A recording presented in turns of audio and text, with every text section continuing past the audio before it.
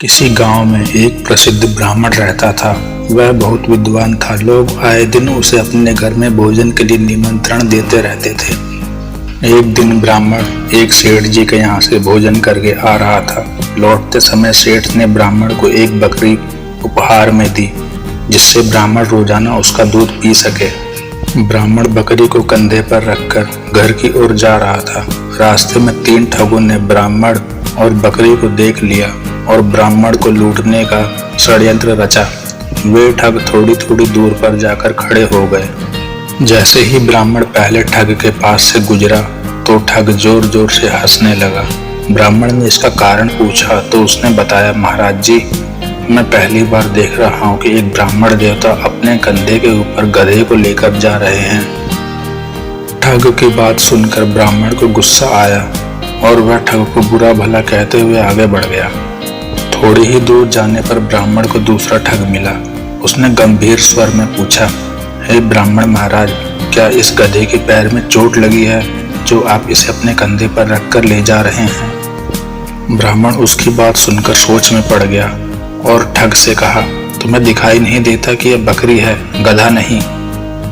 ठग ने कहा, महाराज, शायद आपको किसी ने बेवकूफ बना दिया है बकरी की जगह गधा देकर। ब्राह्मण ने उसकी बात सुनी और सोचता हुआ आगे बढ़ गया। कुछ ही दूरी पर उसे तीसरा ठग दिखाई दिया। तीसरे ठग ने ब्राह्मण को देखते ही कहा, महाराज, आप क्यों इतनी तकलीफ उठा रहे हैं?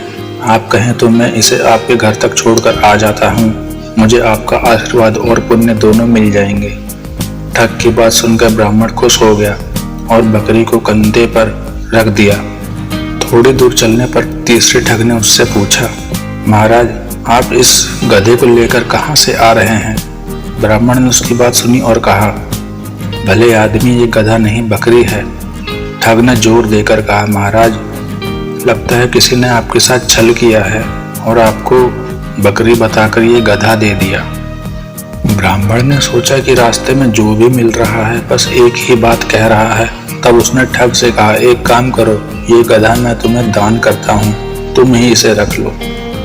ठग ने ब्राह्मण की बात सुनी और बकरी को लेकर अपने साथियों के पास आ गया। फिर तीनों ठगों ने बाजार में जाकर उस बकरी को बेचकर अच्छी कमाई की। ब्राह्मण ने उनकी बात मानकर अपना ही नुकसान कर लिया। इस कहानी से पता चलता है कि किसी झूठ को अगर बार बार बोला जाए तो वो सच लगने लगता है। इसलिए हमेशा अपने दिमाग का उपयोग करें और सोच विचार कर ही किसी पर विश्वास करें।